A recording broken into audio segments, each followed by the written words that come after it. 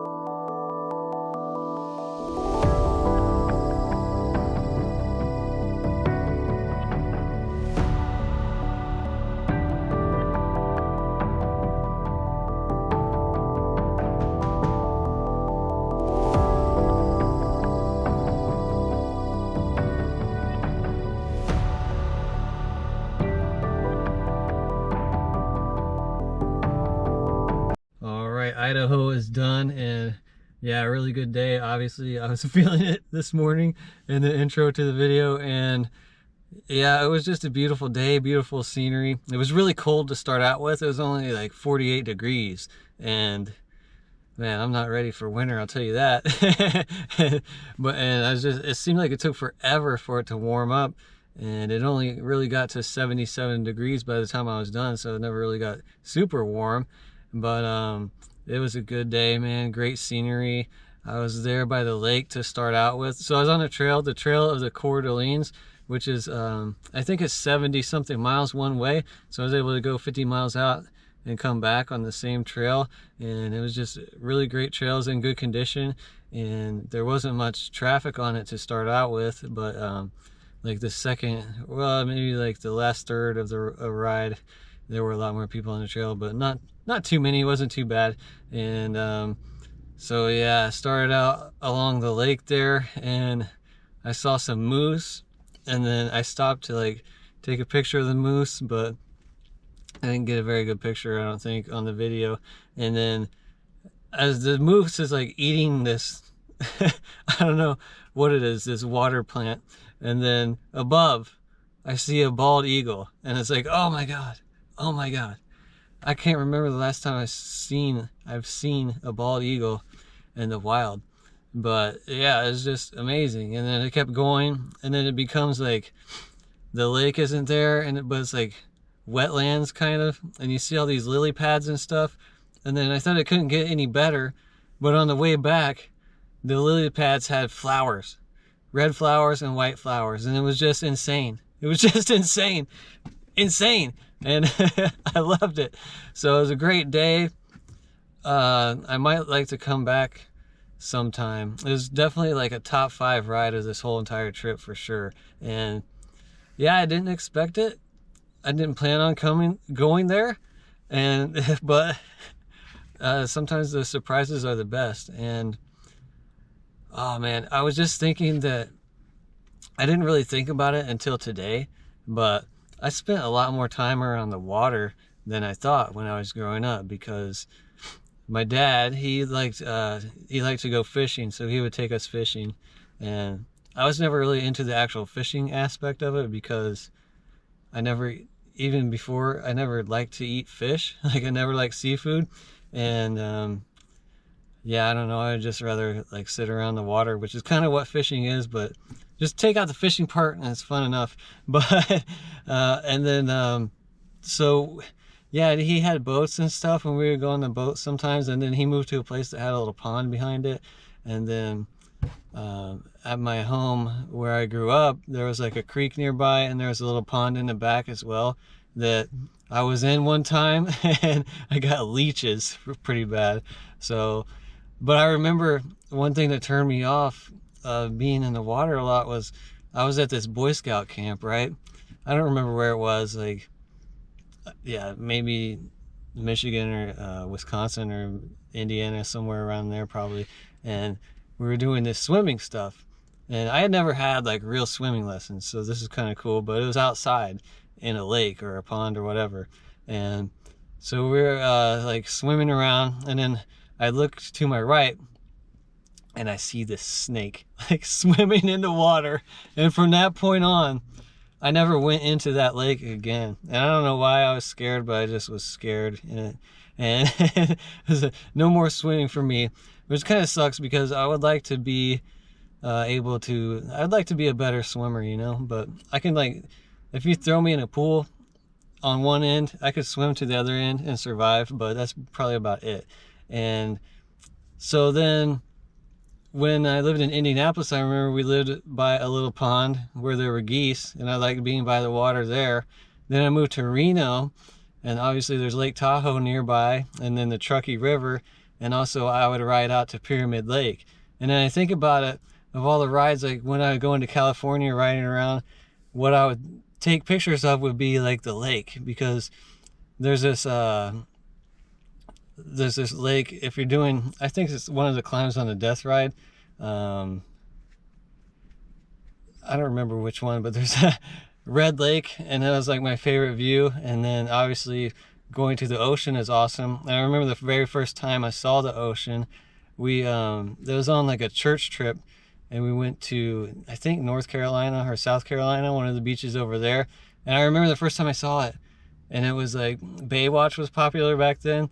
And that's like the very first thing I wanted to do, was just run into the ocean like Baywatch, you know? And so I don't know, but then I moved to New Mexico, and lakes and rivers and stuff really aren't in my area that close. There's one in Ruidoso, but I don't really go out there that much. It's kind of not easy to get to. And there's an Elephant Butte Reservoir, but it's kind of far away. So I would like to live somewhere closer to the water, because you know what I really want to do is I want to have a kayak and just be able to kayak whenever I want. And that would be the ideal situation in life, if I could do kayak and then ride my bike as well. So I'd be balanced, you know. I'd be balanced. But yeah, who knows what life will bring. It's all up in the air. Everything's up in the air. But I'm definitely going to be in New Mexico for 2.5 more years, my friends. So that'll have to wait. But anyway, tomorrow is going to be day 48. And you know what? I've never done a ride well, I've ridden my bike in Oregon, but I've never done a century in Oregon. So this would be a whole new state for me.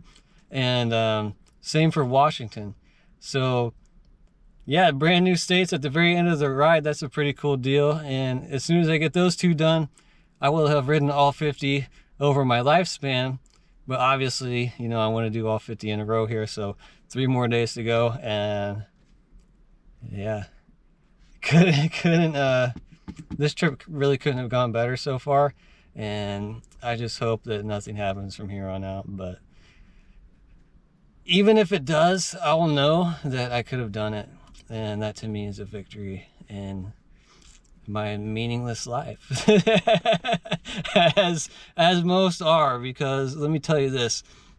I was in Moab and up kind of in the mountains, not too far, but you know, like up on a hill basically.